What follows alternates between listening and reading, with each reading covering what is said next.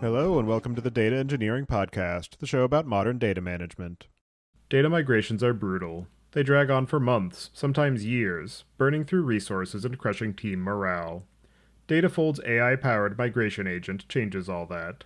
Their unique combination of AI code translation and automated data validation has helped companies complete migrations up to 10 times faster than manual approaches. And they're so confident in their solution, they'll actually guarantee your timeline in writing. Ready to turn your year-long migration into weeks? Visit dataengineeringpodcast.com/datafolds today for the details. This is a pharmaceutical ad for soda data quality. Do you suffer from chronic dashboard distrust? Are broken pipelines and silent schema changes wreaking havoc on your analytics? You may be experiencing symptoms of undiagnosed data quality syndrome, also known as UDQS. Ask your data team about soda. With Soda Metrics Observability, you can track the health of your KPIs and metrics across the business, automatically detecting anomalies before your CEO does. It's 70% more accurate than industry benchmarks, and the fastest in the category, analyzing 1.1 billion rows in just 64 seconds. And with collaborative data contracts, engineers and business can finally agree on what done looks like, so you can stop fighting over column names and start trusting your data again. Whether you're a data engineer, analytics lead, or just someone who cries when a dashboard flatlines, Soda may be right for you. Side effects of implementing Soda may include increased trust in your metrics, reduced late-night Slack emergencies, spontaneous high-fives across departments, fewer meetings and less back and forth with business stakeholders, and in rare cases, a newfound love of data. Sign up today to get a chance to win a $1,000+ custom mechanical keyboard. Visit dataengineeringpodcast.com/soda to sign up and follow Soda's launch week, which starts on June 9th. Your host is Tobias Macey, and today I'm interviewing Mai-Lan Tomsen Bukovec about the evolutions of S3 and how it has transformed data architecture. So, Mai-Lan, for anybody who isn't familiar with your work, can you start by introducing yourself? Yeah, absolutely. My name is Mai-Lan Tomsen Bukovec, and I am a Vice President of Technology here in AWS. I run AWS services that are basically the data stack. So everything from the bottom of the stack, the bottom turtle, if you will, which is Amazon S3 and our file systems, through to the streaming and messaging services like Kinesis, Managed Kafka, SQS SNS, and then the analytics capabilities of Athena, Redshift, EMR, and basically the whole top to bottom of the data stack. And I am delighted to be here. Tobias, I've been listening to your podcast for many years, and I'm excited to talk about how S3 fits into data systems. Absolutely. And do you remember how you first got started working in data? Well, to be honest, I came into data management and data storage by way of S3. And, I've been working on it on AWS since 2010, but I was mostly a compute person. I used to run the web server engineering for IIS at Microsoft. And, the way I came to AWS is that I used to spend a lot of time working on making PHP run on the Microsoft web server. And so I had to run all these PHP open source applications like Drupal and WordPress and Windows Server. And I'd have to go and give demos and show customers and show folks at conferences how to do this. And so, this is back in the day, okay, Tobias, and I had to ship servers to do my demos. And so way back in 2008, late 2008, I started to use EC2. And I did it because I didn't want to ship hardware to conferences and to customer sites. And it just kind of made me realize that this is going to be the wave of the future. And so, I reached out to some folks that I knew in AWS in 2010, and I joined, again on the compute side. I was actually hired by that same guy that I work for today. And I joined to run a set of services like EC2 autoscaling and simple workflow. And that gave me a crash course in distributed systems. As you might imagine, I was coming from client server architectures. And it was in 2013, it was early in 2013 that I joined S3 as a general manager. And that meant that I was running the S3 service from all the development and operations. We operate in a DevOps model to product. And that is what brought me to data systems, data management and data systems, because it was pretty clear in 2013 that everybody was using S3, not just for backup, not just for storage of website assets, but they were using it for Hadoop-based systems and analytics and things like that. Now, luckily, we have tons of amazing customers like Netflix who have data leaders like Ava Zay, who sat me down in 2013, and they gave me a crash course in what does it mean to be the storage substrate for, essentially everything. And, we weren't using the terms data lake in 2013, but, that's what leaders like Ava Zay at Netflix were actually doing. They were using S3 as what they called the source of truth for all of their systems, and whether that was Hadoop-based systems or it was streaming or it was what have you. That is how S3 has been used for years and years, and that is how I learned about data. Yeah, S3 is definitely, as you said, one of those core services that the internet, as we know it today, probably wouldn't be able to operate without, at least not as efficiently or as effectively. And because of the fact that it is such a generalized system with such a, I don't want to say simplistic, but a very simple from a conceptual perspective set of capabilities, which makes it applicable to a broad range of use cases. Many of those use cases do exist within the data ecosystem, and with a focus on that, I'm wondering if you can just give a bit of a summary about some of the role that you see it playing in the kind of data management, data engineering use case, maybe leaving to the side some of the more application-oriented roles that it plays. Yeah, the story of S3 is I think, a fascinating story, and it's really one that is told by customers who have used S3, basically to write their own story of data. Okay, and so like if I think about when S3 launched, launched over 18 years ago, like our whole goal was to focus on how can we give elastic storage, how can we provide a storage solution that has all the traits that you want for durability and security, and and basically an economic model, a cost point, where if you have rapidly growing data sets, you can store them and use them without really thinking about scale. Okay.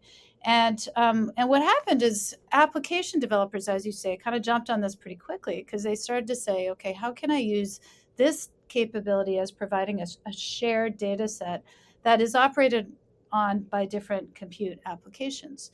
And so application owners really were the ones that adopted S3 super rapidly in those first few years after we launched in 2006. But what started off as being a place to store images and web page assets and application storage has really expanded. And if you take a look at that, you can see that like the journey of storage is really evolved into storage for any type of data. And that can be operational data that's stored in Parquet format. It can be PDFs if you're using it for RAG. It can be log files that your application generates. It can be really anything that you think of. And so with the growth of the storage, so too has grown, the data processes around that storage. And if you think about that, 10 years ago, we had just under 100 S3 customers that were storing more than a petabyte of data. But now we have like thousands of customers that are storing that much data. In fact, if you look at the storage in S3, we have over 400 trillion objects. We have exabytes of data, and we're averaging 150 million requests per second.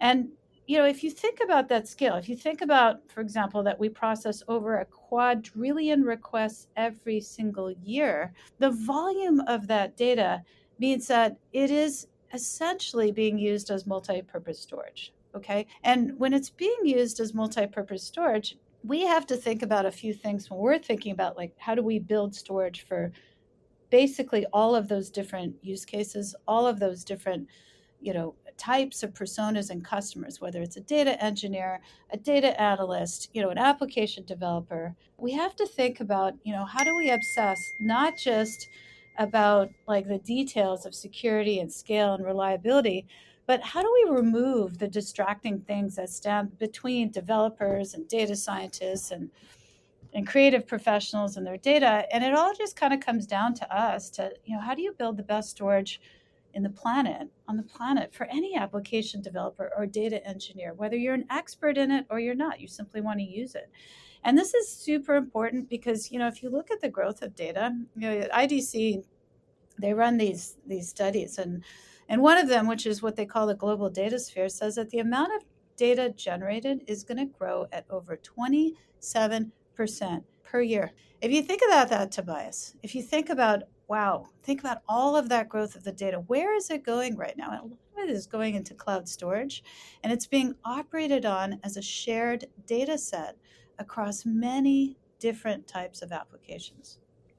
To that point of S3 being a shared substrate for all data use cases, and the fact that customers use it in such novel and unexpected ways, regardless of whether it's something that you ever intended to support, that has driven a number of generational shifts in terms of the feature set and capabilities from the early days of I can just put an object in a bucket and I can get it back, and maybe I don't even have read after write consistency, so I maybe have to pull to make sure that I get it back, to where we are now, where we have that read after write consistency and many other capabilities besides. Given the focus on data use cases from an analytical or ML and AI perspective, what do you see as some of those major generational epochs in terms of the capabilities that S3 has provided, and how that has both enabled as well as been driven by some of those different stresses on the ways that customers are applying that fundamental technology? Yeah, Tobias, I gotta say, if you're gonna use the word generation epochs, you're gonna make me feel super old, okay? So let's just call it the story of S3. And if you go to the story of S3, you gotta go all the way back to 2006. And 2006 is a super interesting year for multiple reasons. It's a year that both S3 launched, but it was also the year that Hadoop started as an open source implementation. And MapReduce kind of came into the world, right? And both of these shifts are super influential because it's the rise of this, what I think of as the modern data pattern, which is where you aggregate vast amounts of your data and it gets operated on as shared storage.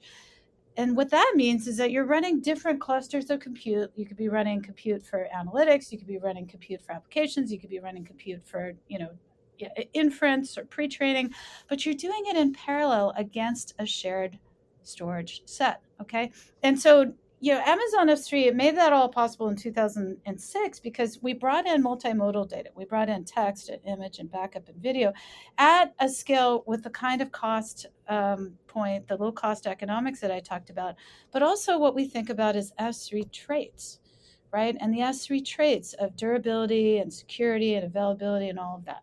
Okay, so if you're going back into 2006, if you think about, the first, I would say, 6 years of S3, between 2006 and 2012, you had frontier thinking companies like Netflix and Pinterest and Lyft and a lot of the startups in that time frame. They were the ones that jumped on this super fast. They were really, really quick to see that if you could combine those traits of S3, and you could combine open source, you can combine Hadoop and MapReduce and these new patterns that were starting to emerge on these shared data sets, you could build a new data pattern and you could do things at scale you could never do before.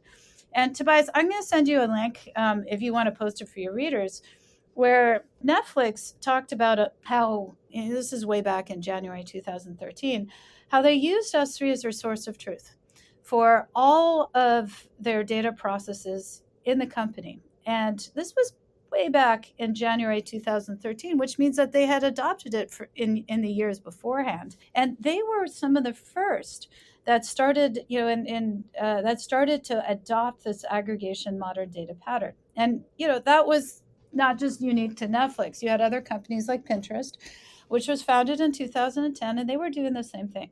And so, I have been working on S3 for, over 12 years now. And I actually remember when we were, looking at the metrics of usage and we were looking at the metrics of IO, and we started to see these super highly concurrent requests coming into a shared data set. And it was pretty different from the traffic patterns of website assets and backups. And so, as you mentioned, we had to make a fair number of changes under the hood.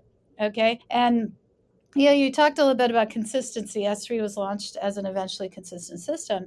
And we moved to a strongly consistent system because of what people were doing rapidly in those first few years of S3 and moving to using MapReduce and doing analytics and doing those concurrent requests. And, it's not just the consistency model that we had to change. We had to do automatic key partitioning deep within our index system. We had to introduce new storage capabilities like intelligent tiering that had dynamic pricing built in. And we had to do this not just because these born in the cloud companies like Pinterest and how Netflix reinvented itself. We started to see in about 2013 the first wave of enterprise customers really start to do the same thing. And it was JPL NASA, which was one of the first customers that started to adopt the same pattern. It was FINRA, the regulatory body of the stock exchanges. And so, around 2000 and I would say 12 to 2016, we started to see this wave of enterprises start to adopt the same patterns that Netflix and Pinterest and Lyft had started to do. And so, if you think about this time between 2006 and 2018, that was really when we started to see this pattern of data aggregation on shared data sets become super common. And, people call that the data lake. Right now, we have over 1 million of these data lakes running on S3. But the adoption of the data aggregation pattern was really customer driven. And it was customer driven because it was a combination of the rise of open source analytics with the combination of the growth of storage, and customers just started to do that. And so, like in the aggregation model, you have producers of data, and they're generating the data that's stored in S3, and it's applications like everything from applications that are generating log files to sensors that are sending in data to ETL workflows, and then you have consumers. And the consumers are operating on that shared aggregated data set, like the scientists or the app builders or the data engineers. And these two concepts of production and consumption are basically, they're disaggregated, much like how the shared data set model disaggregates compute and storage.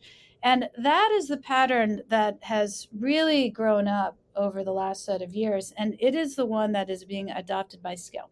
And it's being adopted by customers in every single industry.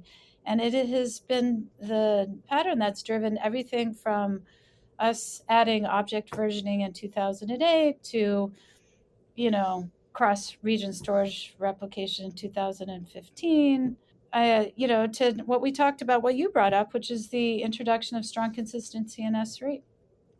And most recently, S3 tables for people who are investing in Iceberg as their core relational format.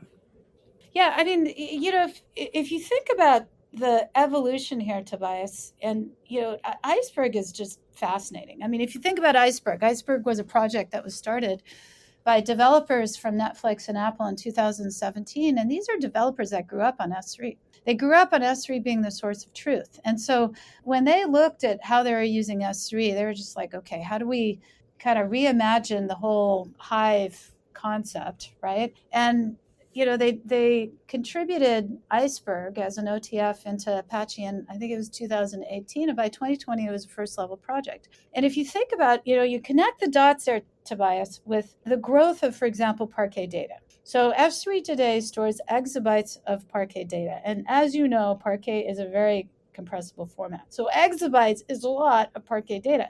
And today we have an average of over 15 million requests per second just to Parquet data type. It is actually one of my fastest growing data types in S3. And so if you think about Iceberg as something that has really emerged as a very, very popular way of interacting with structured data in S3, we looked at that and we said, okay, how can we make that better? And it was in December of 2024, we launched S3 tables, which is basically a new bucket type, but it's a built-in S3 native support for Iceberg table access to your Parquet data that you want to store in your bucket. And so, S3 tables makes us the first object store with this built-in OTF support for Iceberg. And it's super, super popular. We're making tons of changes to it. We just added support for KMS. We now support the Iceberg REST endpoint. We have integration for S3 tables with AWS analytics services, but we also have integration with Snowflake and DuckDB. And we think this is going to be, a major step forward for a lot of folks who want to interact with their Parquet data in S3. And going back to your point of this being a shared pool of data, single source of truth, something that can easily be aggregated across different use cases, there have been shared data solutions for decades, far predating the cloud, thinking in terms of things like NFS and Samba from the protocol layer, and then implementations around things like Gluster and Ceph that allow you to have this shared pool of data. And I'm wondering what you see as the fundamental differences between those protocols and technical implementations that allow for that sharing, and also shared network drives, versus what S3 and all of its copycats have enabled in terms of being able to build these massively scalable, massive throughput data systems. Well, I got to say, Tobias, I really do think that there's nothing quite like S3. Right. And, I have worked on it for a while now, and I know there's other approaches on premises, and there's plenty of applications out there that talk about having S3 compatible APIs, but it's what's under the hood that matters. And, if you just take some of those storage protocols that you mentioned, they had to kind of decide they were done at some point, and they've been very slow to move and evolve. And some of the things that we just talked about, including up to S3 tables, it kind of, it points to the rate of evolution and the degree of change that S3 has done over the last 18 years. And, don't get me wrong, like in S3, the team is totally fixated on not breaking existing customer workloads, but we've also been able to quickly learn and adapt and improve at just about every single layer of S3. And, I gave you some scale numbers, the 400 trillion objects, exabytes of data. But we also, daily send over 200 billion event notifications. Okay. And in total at peak, we're serving over a petabyte per second of traffic worldwide through our front end. 1 petabyte per second. And we are doing over 10 billion checksums of computation per second. And so if you think about scale, it's kind of like what's under the hood of S3 that makes it so, it just makes it so unique. So I've mentioned in our conversation is that S3 customers write the story of data with S3. And I'll take one example. Okay, so FINRA is a regulatory body of the US stock exchanges, and they're a big customer of AWS and S3. And so what FINRA does is they regulate member broker dealers in the security markets, and they're responsible for collecting, processing, and analyzing every single transaction across all of our US-based equity and option markets to look for improper behavior, to start proceedings against examples of fraud within 24 hours of it happening. And so if you think about that whole mission, you think about it from a data perspective, they have to ingest hundreds of billions of records every single day. They have had peak days where they have processed over 906 billion records, multiple days in a row. And on average, if you think about that from a data perspective, it kind of comes down to 30 terabytes of data they have to process in a single day. And they have this super strict 4-hour SLA for processing their data. And their workload is very bursting, because they're accessing their data very, very hard for a short period of time, this 4-hour period I talked about, and then they're idle for another 20 hours a day. Not purely idle, they're ingesting new records, but they're doing all of their bulk processing within a 4-hour window. So they have 20-hour windows of relatively light activity. Okay, so if you take, a data workload like that, and you think about a storage system that has to support it, what is under the hood, that's what matters. And S3 is very, very unique because of the way that we approach scale. All right, so let's kind of talk about a few numbers. And Tobias, you are going to have to pull me out of the weeds if you think I'm in there too much, okay? Wouldn't dream of it. Okay, okay, thanks, Tobias. All right, so let's just take, a customer. It can be FINRA or whatever, but let's just take a customer that wants to hold a petabyte of data, and they want to process all that data in a 1-hour period. Okay, Bursty customer. So if I were to access a petabyte over a 1-hour period, the access rate, the intended access rate, is going to be 275 gigabytes per second across that data. right? And if it's about a megabyte per object, that's about 1 billion objects. So if you think about that, take a step back, it's pretty good workload size. And if you go back to the numbers and tie it together, if you say I have a petabyte of data that I want to access at 275 gigabytes per second of peak, if I were just storing that data and not accessing, I would need, under the hood, 50 drives. If they were about 20 terabytes per drive, which is roughly the drive size that we're landing nowadays in S3. But if I were going to access 275 gigabytes per second at 50 megabytes per drive, I would need over 5,000 drives in my system to just support that one workload. So there's a 100x amplification. If you're thinking about a drive count, if you think about the access rates over the storage rates, and those drives end up being idle, 23 hours of a day in this particular example, because I'm only using the capacity, that IO capacity, for an hour a day. So if you take a step back and you think about, okay, what does that mean? That means there's a huge amount of inefficiency if you were trying to do that yourself. You're paying for 100x the capacity, but you're not using it for 95% of the time. So what would this workload look like? And if S3 has millions of active customers, isn't this a problem that would be like massively worse, 1 million times worse for S3 as a service? But this is where it comes down to what is under the hood of S3. The really cool part of what you get, and is very differentiated, is how S3 works at scale. Again, there is no compression algorithm for experience, and S3 has been doing this for over 18 years.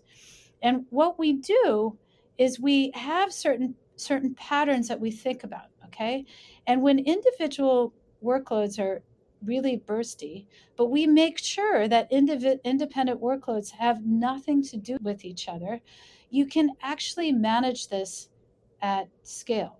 Okay, so yeah, younger data tends to be hot, smaller objects tend to be hot. We have lots of young and small objects. We have over 400 trillion objects, but you know what? We also have a lot of older and very, very large objects. And when you layer those two things together, those super hot, super small objects for, let's say, analytics, suddenly the system, layered with these really large cold objects, becomes a lot more predictable. And as we aggregate them, even though our peak demand progressively grows in S3, the peak to mean is collapsing and the workloads become more predictable. And that is really awesome. If you think about the physics of how hard drives work, which we do, we're actually fairly obsessed about them, because we can spread millions, thousands and millions of customers across many more drives than if they ran their storage alone.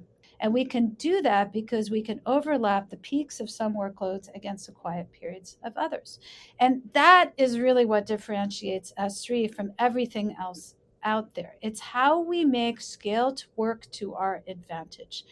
We have tens of thousands of customers, probably some of who are listening in today, who have data that's spread out across 1 million drives each, even if their storage footprint does not require that much, which means if you're able to spread across a vast number of spindles of these spinning hard drives, you're able to burst to throughputs offered in aggregate by those spindles, even if the space that you're taking up for storage doesn't really fill up a drive. And because any single customer is a very small portion of a given disk in S3, we have this really nice workload isolations where we decorrelate different customers across their peaks and valleys. Okay. So, honestly, Tobias, I could go on and on. Sorry to geek out on this. It's kind of the essence of S3 and why it's so unique. But, this is the team that geeks out on every last detail of that massive scale, right down to how we, I'm not kidding you, wheel in a new rack to a data center. Okay. So some of the rack types we use, they weigh upwards of 4,000, 5,000 pounds. That's over 2 tons. And so if you think about a rack and there are thousands of pounds, they weigh more than a car. They are so big that when we have to consider, a data center and the design of our data centers for AWS, we consider the weight of the S3 rack, because when we have to land them in a loading dock, they have to be able to be wheeled into their final location without literally collapsing the floor along the way. And so in our AWS data centers, we have reinforced flooring to support the weight of moving our S3 data racks around. And when you think about where you put your storage and you think about all the engineering right down to the floor of the AWS data center, that's what you get when you put your byte in S3. And in terms of the architectural patterns that are enabled because of the massive throughput, the reliability, the other features that are baked into S3 as a core primitive, and also the fact of being able to use it as a single source of truth across boundaries of application data. So log files, as you mentioned, user uploads of different images, various other unstructured object storage, as well as use cases for analytical data, going back to the iceberg use case and the increasing growth of ML and AI use cases on top of that. What are some of the ways that that shared pool of data and the unified access pattern that it offers change the ways that teams have approached the architectural primitives of the systems that they're building, given that the fact that they do have S3 as that core backing store without having to worry about so much of the, for better or worse, having to worry so much about some of the data patterns that go into it? Well, one of the reasons why I think that data aggregation took off is because when you have an aggregated set of storage, you have a federated data ownership model. And a lot of companies really like that, right? And, you can talk about these companies that were born in the cloud like Pinterest. David Shakin, who one of their engineering leaders, says that they swim in data. It's like it's like the elements, it's water, it's air to them. And when you have a capability to swim in data, the consumers of that data have a lot of control of how they want to use the data. Okay. And because so much integrates with S3, you can have the consumers of the data decide what they want to use. They can use an AWS service to process the data through, for example, our managed Kafka service. They can use DuckDB. They can use, basically this whole rich ecosystem of tooling to interact with the data and do something with it. And if I think about, the patterns that I've seen emerge, I think Parquet has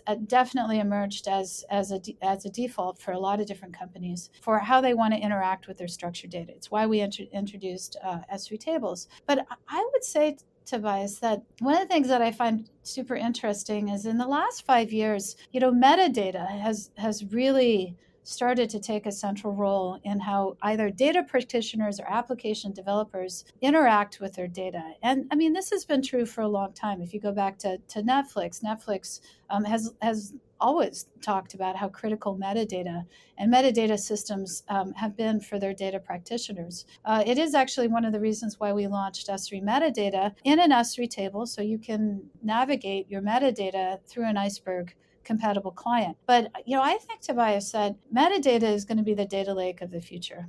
As customers add more and more metadata around data lineage and data processing and data governance and all the things that, our data practitioner listeners know is super critical about not just finding your data, but also being able to use it and interact with it over time. I think that's where you're going to see these systems really evolve. And for us, putting metadata at the S3 storage layer as a native construct is really important because we know that customers are going to want to have those same traits of storage. They're going to want to have durability. They're going to want to have availability. They're going to want to have S3 kind of openness to interacting with the data while still having the security and the ability to protect it and use it. And so, if you think about that, and you think about, let's just take, for example, in late 2022, you had the rise of these generative AI models come out. And if you think about some of the fastest companies to put into production their AI-based solutions, a lot of those companies were using S3 as the backing store, and they had a very good understanding of what data they were going to use for it. And I'll give you an example. In 2023, Photoshop introduced generative fill, and they introduced it pretty quickly based on the capabilities in Firefly. And in Adobe Firefly, they create their own models that are powering the generative fill application. in Photoshop, and they're doing that because they're training on all the stock images, et cetera, that are stored in S3. But they were able to get that capability out really quickly because they were already operating with their data systems in S3. They were already operating with a deep understanding of metadata that they were managing for understanding, how they were doing their training.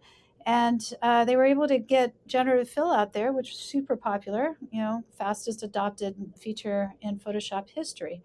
And they were able to do it in the first part of 2023. And that's just one example of companies that were out there with production experiences. Booking.com is another one. Intuit launched AI assistant in their properties like TurboTax, so that in the first quarter of 2024, customers were using TurboTax AI assistant, and they were using it with data sets that were stored in S3. And those data sets ranged from, obviously the history of your tax returns, but it was, an understanding of the changes of the tax model, which was a data set that AI assistant used, and the decades of understanding that Intuit has built up over best practices. Those three different data sets were going into AI-assisted tax filing for customers in the first quarter of 2024. And so, this shared aggregation model combined with, an understanding of metadata has really been behind the scenes driving a lot of what customers are doing with the latest, capabilities of, for example, generative AI models. To that point of metadata being such a critical element of understanding what are your data assets, how are they being used, how can they be used, there are also many anti-patterns that can grow up through the use of S3 because it doesn't enforce any structure in and of itself. And I'm curious how you've seen companies hamstring themselves as a result of being a little bit more careless in terms of how they employ S3, the various patterns and best practices that they either fail to establish or establish in a manner that is blocking them from being able to unlock some of those more advanced ML and AI use cases, and some of the ways that teams should be thinking about some of those core design principles of how to structure the storage and access controls and access patterns of the particularly application generated data assets that they are managing in order to be able to then consume them for additional use cases beyond just the ways that they were primarily envisioned. It's a great question. If I think about, we talked a little bit about just the growth of overall data, Tobias, a little bit earlier, that we look at some of the patterns that are out there generally. And, if you look at IDC did one survey on this one, and they found that enterprise organizations, they're generating nearly 60% of the world's data. And that's expected to grow to 70% actually by 2026. And it's driven by everything from the influx of IoT sensor data to the installed base of video cameras to AI ML to applications. There's just there's so much data, and it's coming from all of these different sources. And as you say, there's some pretty basic stuff that you have to do from a security perspective. And, S3 is secure by default. When you set up a bucket, the only person who can access it is the person who set up the bucket. But, we found pretty quickly that one of the things that was important is to create this capability. We call it block public access, and we launched it many years ago, where it's a control. It's not a setting, it's a control. And the control basically that you can set at a bucket level, an account level, an organizational level is to say, for anything that you add to this bucket now and in the future, you never have public access to it. Super important for enterprises. And what we've done for S3 is that we've actually made it a default now for buckets, right? And so we will always block your public access until you go in and do, you can change it. We don't recommend you change it, but you can change it if you absolutely must change it. It's just actually pretty hard because it's a control that we put in place. And, if you think about that growth of data and you think about a lot of it's happening in the enterprises, the enterprise really cares about a data perimeter. That's what they call it. How can I enforce my data perimeter? Controls like block public access are part of that. But we have many other things in AWS that help you with that. We have this capability called AWS Access Analyzer. And what Access Analyzer does is use automated reasoning, which is sort of like, math got married to computer science and they had kids. They would be automated reasoning kits. And automated reasoning as a science powers this whole access analyzer, which will go analyze all the rules that you have in place on S3 or EC2 resources. And I'll tell you where the rule isn't actually doing what you think it is. It tests the correctness of the rules. And so that concept of starting first with security and having the capabilities like Access Analyzer to help you with it is actually one of the reasons why so many enterprises actually do use S3, is because you can establish a data perimeter, you can put these controls in place. Now, that said, what customers often do is they add this layer. We talked about metadata and how metadata is really, taking off really around as a data pattern of not just discovery, but understanding the usage of data. And a lot of customers like BMW Group and, Cox Automotive, they're actually building on top of the aggregation pattern, and they're creating something that I call curation. It's basically data products, okay? And in the concept of this data product, they're taking subsets of data in the aggregated model, and they're cleaning the data, they're processing the data, they're doing all this stuff, and then they're providing access to those data sets. Again, this is just data in S3. So it's, at the end of the day, it's data in a bucket, right? Or it's an S3 access point or what have you. But they're offering those clean data sets as quote unquote the S3 data to the marketing team, to the application team, to people who want to use it. Now, you're always going to have organizations in your business who need access to everything in S3, right? Like your fraud team, or your scientists, or your researchers, right? Because they could do all kinds of things if they have access to structured and unstructured data, and they're super inventive and they can come up with stuff. But the pattern that we've really been seeing in the last 2 to 3 years is that on top of this aggregated model where you can provide access to a subset of your users, right, who need the raw data set, people are curating the data, and they're providing it through data marts or sometimes, internal portals. And those subset of data products are then the ones that are driving the business. And they're the ones that the majority of the compliance and the governance is acting on, because those are the data sets that are approved for enterprise use. And that has been super interesting. That is, again, one of the reasons why we built S3 metadata, and we're iterating super fast on it, because we want people to be able to run an Iceberg query on their metadata and really understand how to find objects, how to you can put user metadata into an S3 metadata table. And that trend, I think, is really going to pick up, because those same data sets are being used for analytics workloads as they're being used for AI workloads, and customers are going to want to base their businesses on them. And on the point of AI workloads, the fact that there are so many unstructured data assets that live in S3 that have been accrued over multiple years, starting from the initial big data era of just store everything and maybe it'll be useful sometime. And I think that time is becoming now. And I'm wondering how that has added new stressors to S3 as a service, as well as some of the ways that it has unlocked new architectural patterns for the teams that are building some of those solutions on top of the data that lives in S3.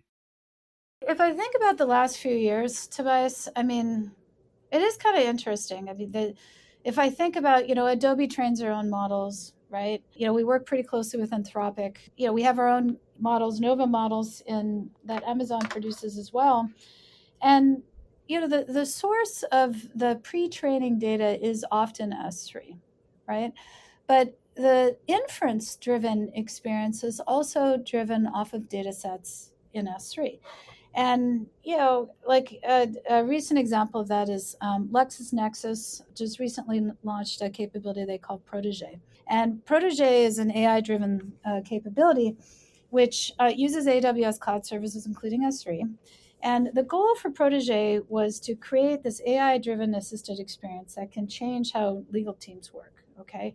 And that's corporate legal departments, it's law firms, it's law schools. And the generative part of that is using AI to draft transactional documents, right? Litigation motions, briefs, complaints. You can upload from a data set perspective, for example, an expert witness deposition, and you can create an AI summary.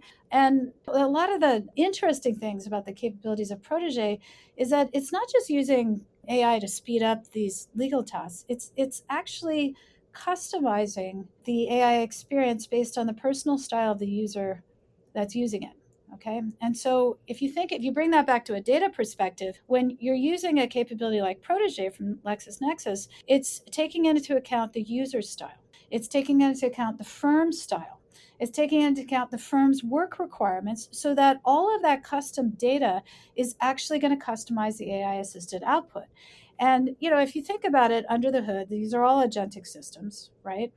And the agentic system that's under the hood is basically doing everything from taking those data sets and it's personalizing the output, but it's also doing things like their AI system is, for example, have a planner agent, right, in their AI system. And the planner agent is basically taking a legal question and it's breaking it down into several steps that can then be processed by other agents. Or it's having an interactive agent that lets the user modify the agent's plan and choose the best course of action. Or it has a self-reflection agent. And the self-reflection agent is self-evaluating and it's refining the work of what it's doing to make sure it's drafting a better document. And so if you think about sort of the patterns of the future, we have a lot of humans working with data right now in S3.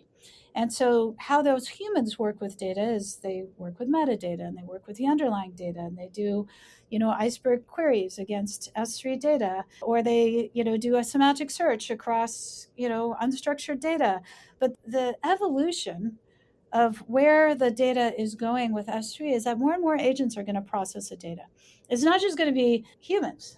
The humans are always going to be in the loop. But in these systems like Protege, you have agents that are processing the data, and you have agents that are reflecting upon the quality of the response and how they're using the data. And that is absolutely where companies are going in the future. And whether it's a human interacting with the data or it's an agent interacting with the data, they're all going to want to interact with these data sets to either customize the inference or do the data hygiene, the data processing of those data products that we talked about. That is a super exciting evolution, and I am always fascinated and inspired by what customers are doing with this vast amount of data that we have in S3. And in terms of the most interesting, innovative, or unexpected ways that you've seen the S3 capabilities and product used, I'm wondering what are some of the ones that stand out to you? Well, I don't know, Tobias. I am a mom and I have 3 kids and I don't have favorites, Tobias. Okay. So I have like so many different customers doing so many different things. I think, I've always been super impressed with what Netflix has done with data. When they pivoted to their streaming model, they did it in a way where they just instrument everything, just everything. And it's like what Pinterest talked about, where they swim in data. Customers like Netflix and Pinterest, they're so agile and they're so fast because they've really aggregated all their data in S3 and they're able to use it in super interesting ways. In fact, if you think about Pinterest, very, very small percentage of Pinterest data is actually the pins. The rest of it is the operational and the analytical data that drives everything in their super targeted visual search experience. I think what FINRA has done over the years, I remember the first conversation I had with the FINRA team back in 2013, and we were talking about a bucket. We're talking about bucket taxonomy. And you look at how they've evolved over time, and it's actually super amazing what they've done. And, really right down to kind of the economics. I mean, between 2019 and 2021, they were able to grow their data grew. I believe it was threefold in that time frame, but they dropped their unit cost by 50% just by using our storage classes of Glacier Instant Retrieval and Intelligent Tiering. And so, I think that's amazing. I think what Adobe has done and how they've really transformed the digital professionals experience by generative fill and all their different capabilities recently, I think that's amazing. I think I was spending time with Min Chen, who's the chief AI officer of LexisNexis, and talking to her about how they built Protege. And I think that is going to change how legal professionals work. And, honestly, I could go on and on, Tobias, but I am not allowed to pick a favorite.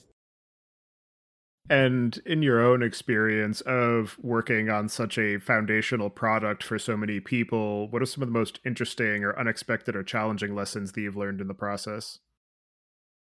I mean, just so many of them. I've been working on these AWS systems for 15 years now, and S3 for over 12. And, I think for us, it kind of goes back to really, how do you think? What are your mental models, and how do you think about these really, really large scale systems? Really large scale systems. And Tobias, I'll send you a link, or your readers might find this interesting. We have these principal engineering tenets in S3 that our engineers use as a guide, right? They use it as a guide insofar that it helps them break ties or pick how they want to operate, or how they show up in a project. And I personally think that tenets are the most interesting when they're slightly in conflict. Okay. And so here are the two that I always think of when I work on S3. One of them is called, as a principal engineer, you have to be technically fearless. Okay.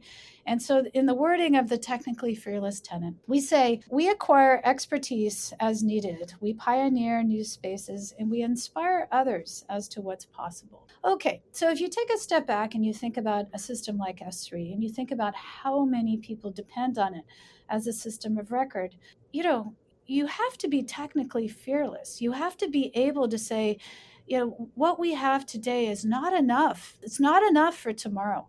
We have to keep reinventing what we are and how we can provide the best storage on the planet.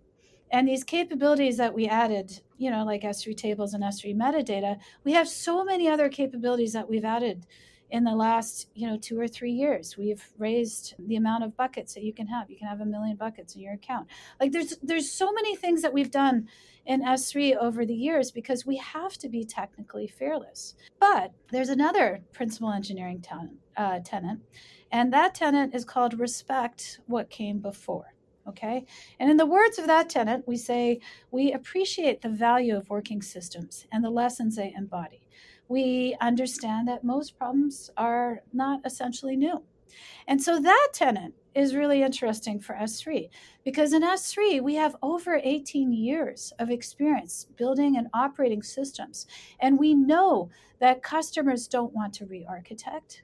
They want to build, they want to expand and evolve their existing capabilities and take advantage of the latest without having to, change what they're doing. And it's why, for example, when we introduce strong consistency, we introduce strong consistency at no extra cost, at no performance deficit for every single request that you make to S3, because we know that we have to respect what came before. And so if I think about, the most interesting and challenging thing that I have learned while working on S3, it's, how do you take those two engineering tenets of being technically fearless and respect what came before and make sure that everything you do on S3, whether it's some of the geeky stuff I talked about under the hood, or it's the new capabilities that we talked about, how do you make sure you deliver that in every change you make to S3?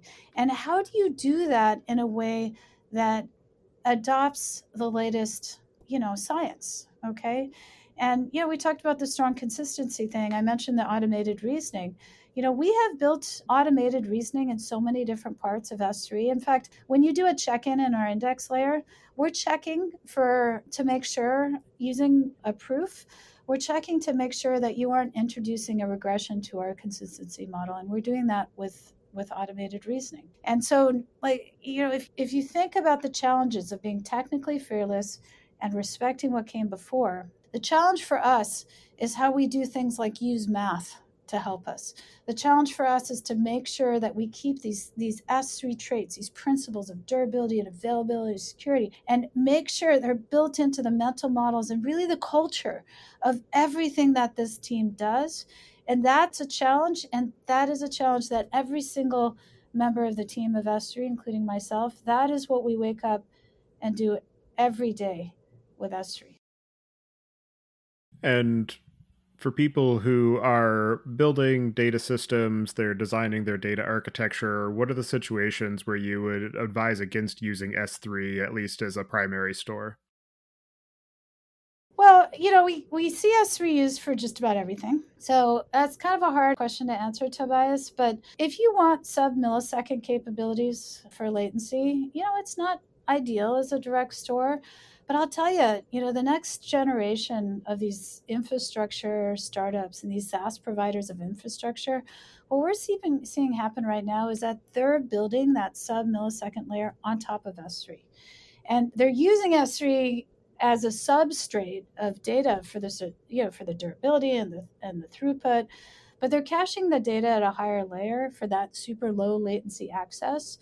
Because if you're using S3 directly, you don't have that sub-millisecond latency. But if you think about all of the new infrastructure startups out there now, a lot of them are assuming S3 as a substrate below that cache.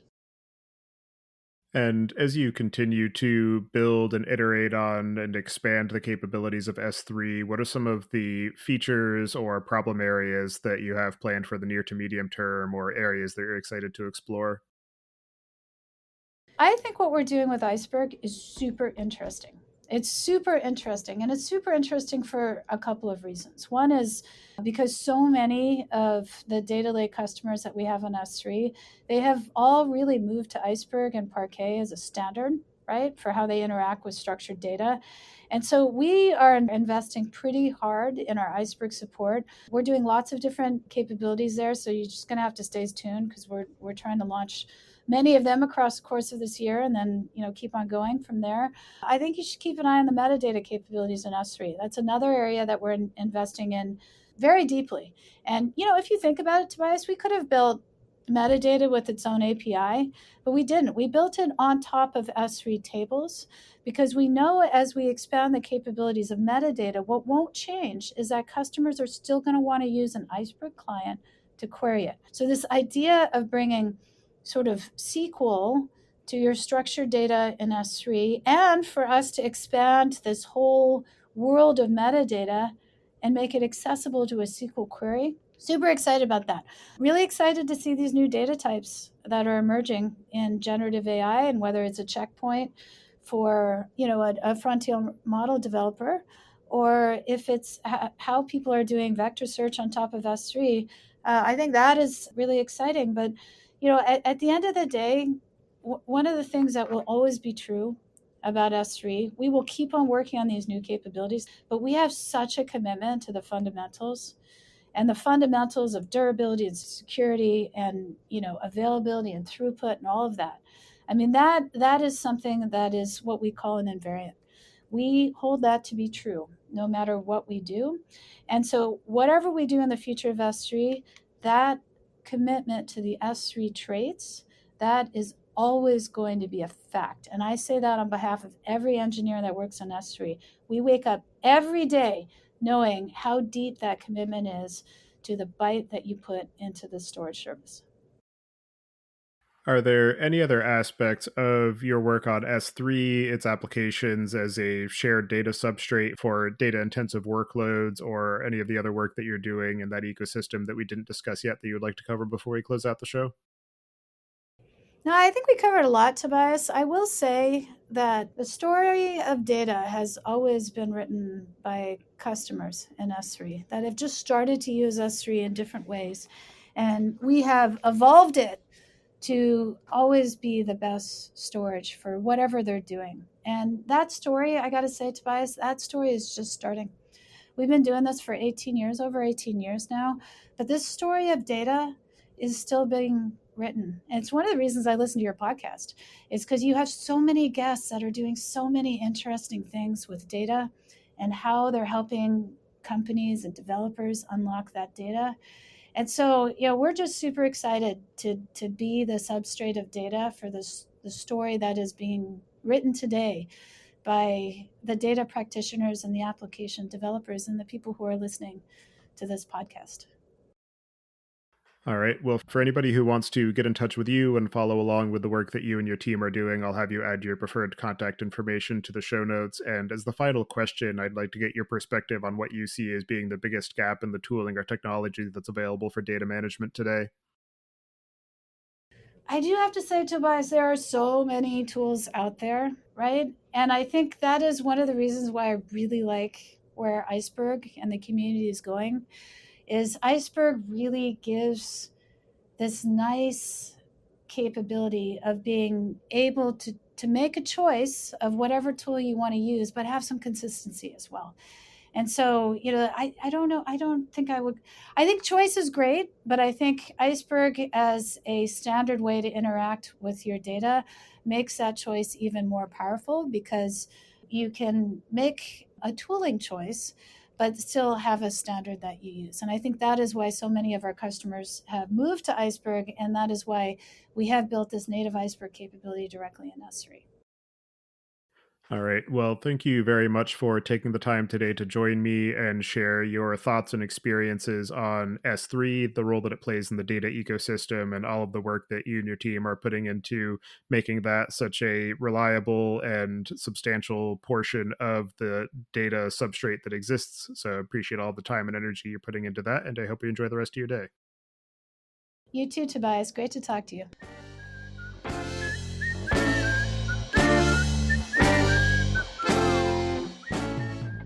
Thank you for listening, and don't forget to check out our other shows. Podcast.net covers the Python language, its community, and the innovative ways it is being used.